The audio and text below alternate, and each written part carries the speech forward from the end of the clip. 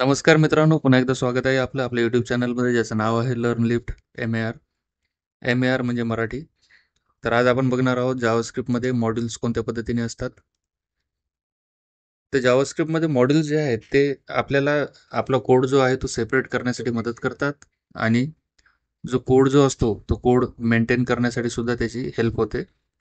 म्हणजेच कसं, आता आपण जो रिपिटेटिव्ह कोड आहे, ठीक आहे, समजा एखादं फंक्शन आहे आणि त्या फंक्शनमध्ये किंवा एखादा कोड ब्लॉक आहे, तो भरपूर फंक्शनमध्ये यूज झालेला आहे. पण पण प्रत्येक वेळेस सेम लाईन ऑफ कोड आपण तिथे रिपीट करण्यापेक्षा, रिपीटली टाईप करण्यापेक्षा, आपण काय करू शकतो, तो सेम जो कोड आहे तो एका ठिकाणी ठेवू शकतो, एका फाईलमध्ये. आणि त्या फाईलमधून आपण तो कोड जो आहे तो as a export, using export keyword आपण एक्सपोर्ट करू शकतो. आणि ज्या फाईलमध्ये आपल्याला तो कोड यूज करायचा आहे तिथे आपण त्याला इम्पोर्ट करू शकतो. दोन प्रकार असतात, डिफॉल्ट एक्सपोर्ट आणि नेम्ड एक्सपोर्ट, असे दोन प्रकार असतात त्याच्यामध्ये. आणि इम्पोर्ट पण डिफॉल्ट इम्पोर्ट आणि नेम्ड इम्पोर्ट सुद्धा असू शकतात. तर आपण सगळेच बघणार आहोत. चॅनलला तुम्ही नवीन असाल तर चॅनलला सबस्क्राईब करायला विसरू नका. व्हिडिओ शेवटपर्यंत बघा. व्हिडिओ जर आवडला तर व्हिडिओला लाईक आणि शेअर करा. जर काही कळालं नसेल तर तुम्ही कमेंट करू शकता. चला तर वळूया विज्युअल स्टुडिओ कोडकडे. तुम्ही इथे बघू शकता, मी एक बटन घेतलेलं आहे. या बटनला मी कमेंट करतो. ठीक आहे. आता या बटनाच्या कॉलवर आपल्याला, या बटनच्या क्लिकच्या कॉलवर आपल्याला एक मेथड कॉल करायची. इथे मी module.js नावाची एक फाईल घेतलेली आहे. ठीक आहे. या फोल्डरमध्ये मी ॲड केलेली आहे ती फाईल. ठीक आहे. तर या फाईलमध्ये एक फंक्शन घेतलेले आहे, कॉन्स्ट गेट फुल नेम. आता इथे फंक्शन काय करणार, हे फंक्शन ह्या ज्या दोन प्रॉपर्टीज आहेत त्या मला कॉन्कॅट करून रिटर्न करणार. आता स्ट्रिंग व्हेरिएबल्स आहेत, स्ट्रिंग व्हेरिएबल्सला कॉन्कॅट करून मला तो रिटर्न करणार. तर इथे मी काय केलं बघा, आता हा प्रकार आहे डिफॉल्ट एक्सपोर्टचा. Export default get full name. ठीक आहे. तर आपण जेव्हा फंक्शन एक्सपोर्ट करतो त्यावेळेस आपल्याला असं त्या फंक्शनला कॉल करायची गरज नसते मित्रांनो. ठीक आहे. त्या फंक्शनचा आपण जो नेम आहे तो नेम जसाच तसा आपण तिथे देतो. तर आता हे झालं डिफॉल्ट एक्सपोर्ट. तर याला इम्पोर्ट कोणत्या पद्धतीने करायचं, तर इम्पोर्ट करण्यासाठी इथे मी index.html फाईल आहे, तुम्ही पाहू शकता. इथे एक स्क्रिप्ट टॅग घेतलेले आहे, त्या स्क्रिप्टचा टाईप आपल्याला द्यायचा आहे मॉड्यूल. ठीक आहे. आणि जे डिफॉल्ट एक्सपोर्ट असतात ते आपण डायरेक्टली अशा पद्धतीने इम्पोर्ट करू शकतो त्या फाईलमधून. ठीक आहे. आता इम्पोर्ट केल्यानंतर हे जे फंक्शन आहे मला या बटनाच्या क्लिकवर टाकायचं आहे. तर या बटनाच्या क्लिकवर टाकण्यासाठी मी काय करू शकतो, डॉलर, आता हे जेक्वेरीचा पार्ट आहे, जेक्वेरीचा पार्ट आहे हा. जेक्वेरीचा आपण जेव्हा व्हिडिओ आपण चालू करूया त्यावेळेस आपण जेक्वेरी सुद्धा आपण घेऊ शकतो, घेणारच आहोत. ठीक आहे. तर इथे आता मी क्लिक इव्हेंट याला टाकतो. तर क्लिक इव्हेंटमध्ये मला हे फंक्शन्स आहे, गेट फुल नेम जे फंक्शन आहे ते मला कॉल करायचं आहे. एवढंच करायचं आहे मित्रांनो, बस. त्याच्यानंतर आपण जेव्हा ब्राउझरला रिफ्रेश करूया, त्या ब्राउझरला रिफ्रेश केल्यानंतर तुम्ही पाहू शकता इथे तुम्हाला एक बटन दिसेल. आणि मी कन्सोल विंडो ओपन करतो इन्स्पेक्ट करून, जेणेकरून तुम्हाला जो रिझल्ट आहे तो तिथे दिसेल. तर याला मी जेव्हा क्लिक करत तेव्हा तुम्ही इथे पाहू शकता लर्न आणि लिफ्ट ही जे दोन स्ट्रिंग आहेत ते स्ट्रिंग मला मिळालेले आहेत. तर आता हा जो कोड आहे module.js मधला, हे फंक्शन मी कुठेही यूज करू शकतो. मला फक्त असं इम्पोर्ट करावं लागणार आहे त्याला. ठीक आहे. आता दुसरा एक प्रकार आहे बघा, नेम्ड एक्सपोर्ट्स.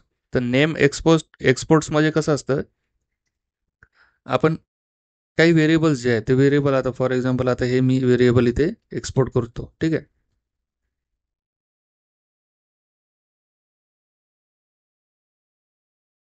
आता हे व्हेरिएबल मी इथे एक्सपोर्ट करतो, एक्सपोर्ट कॉन्स्ट. ठीक आहे.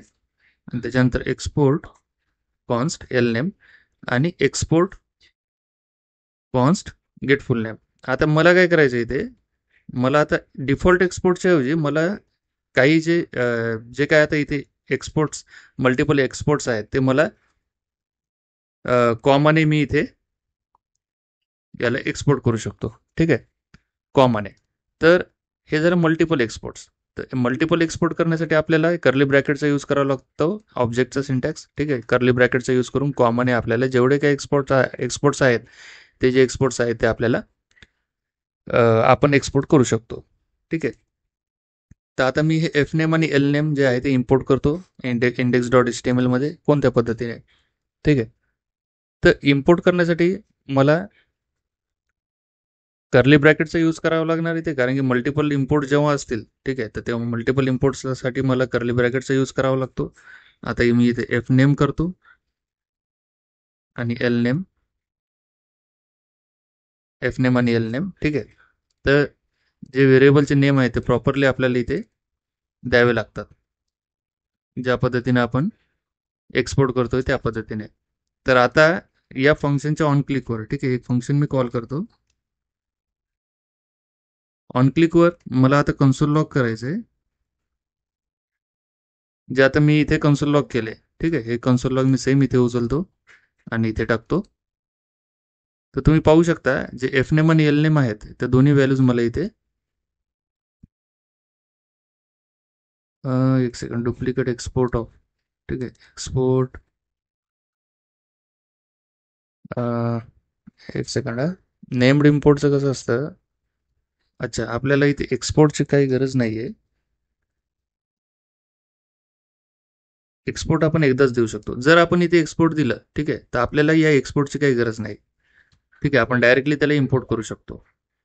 तर तुम्ही इथे पाहू शकता लर्न आणि लिफ्ट हे जे आहे ते इथे प्रिंट झालेले आहे. का तर आपण इंडिव्हिज्युअल जे आहे, इंडिव्हिज्युअल जे लाईन आहे, ठीक आहे, किंवा इंडिव्हिज्युअल जे फंक्शन आहे ते आपण इंडिव्हिज्युअली इथे एक्सपोर्ट केलेले आहे, ठीक आहे.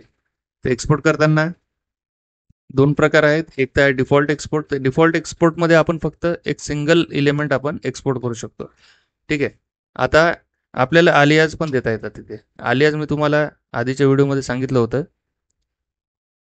तर आलियाज देण्यासाठी आपल्याला काय आहे, तिथे ॲज कीवर्डचा यूज करता येतं, ठीक आहे. तर ॲज कीवर्डचा यूज कसा आपण करू शकतो, तर आता इथे ॲज आपण देऊ शकतो, ॲज फुल नेम, ठीक आहे, आणि एल नेम ॲज, सॉरी, इथे फर्स्ट नेम द्यावं लागेल आपल्याला, FIRST फर्स्ट नेम, आणि L name as last name, ठीक आहे. तर ॲज कीवर्डचा आपण यूज केल्यानंतर हे जे व्हेरिएबल आहे ते आपल्याला या व्हेरिएबलचा आलियाज आपल्याला इथे यूज करता येतं, लास्ट नेम. तुम्ही पाहू शकता रिझल्ट जो आहे तो सेम आहे. तर इथे आलियाज सुद्धा देऊ शकतो आपण. किंवा आता इम्पोर्ट स्टार ॲज करताना आपल्याला कर्ली ब्रॅकेटचा यूज करायची काही गरज नाहीये. आपण डायरेक्टली इथे स्टार ॲज पर्सन अशा पद्धतीने करू शकतो. तर पर्सन डॉट आपण एफ नेम करू शकतो, पर्सन डॉट एफ नेम, ठीक आहे. त्याच्यानंतर आहे पर्सन डॉट एल नेम.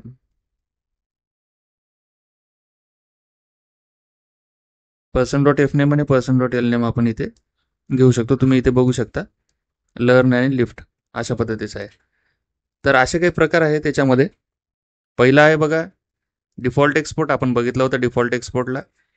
ते डिफॉल्ट एक्सपोर्ट आहेत आणि नेम्ड एक्सपोर्ट आहेत, म्हणजे एक इनलाईन एक्सपोर्ट आपण देऊ शकतो. त्याच्यानंतर इम्पोर्ट करताना आपण जे नेम्ड एक्सपोर्ट आहेत त्याला आपण कर्ली ब्रॅकेटचा यूज करून आपण कॉमा सेपरेटरने एक एक जे एक्सपोर्ट आहे ते आपण इथे इम्पोर्ट करू शकतो. आणि डिफॉल्ट एक्सपोर्टसाठी आपल्याला कर्ली ब्रॅकेटचा यूज करावा लागत नाही. आपण डायरेक्टली त्याला ॲज अ वन, जे ॲज अ होल जे आहे ते आपण त्याला इम्पोर्ट करू शकतो. आणि तिसरा प्रकार आहे आलियाज. तर पर्टिक्युलर जी नेम्ड एक्सपोर्टची जी प्रॉपर्टी आहे त्या प्रॉपर्टीला आपण आलियाज देऊ शकतो कॉमा सेपरेटरने कर्ली ब्रॅकेटमध्ये. आणि विदाऊट कर्ली ब्रॅकेट आपण सगळेच्या सगळे जे आता इम्पोर्ट स्टार ॲज जे आहे, म्हणजे जेवढं काही इथे एक्सपोर्ट होते ते सगळेच्या सगळं मला त्यालाच एक आलियाज द्यायचं आहे त्या एका संपूर्ण फाईलला.